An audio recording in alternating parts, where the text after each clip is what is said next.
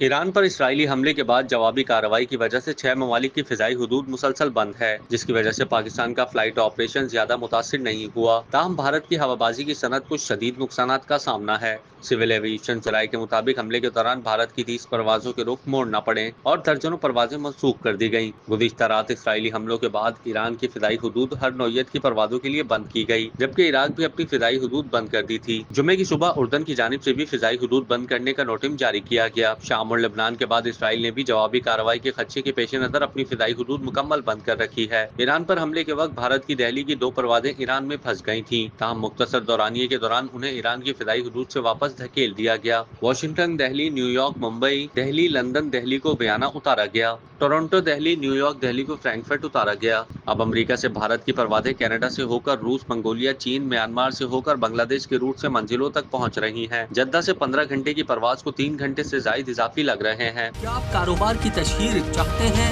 یا social media plate form manage کرانا چاہتے ہیں؟ تو دیر کیسی، ابھی رابطہ کریں اونلی نیوز کی ٹیم سے۔ ہمارا کانٹیکٹ نمبر آپ کی اسکرین پر ہے۔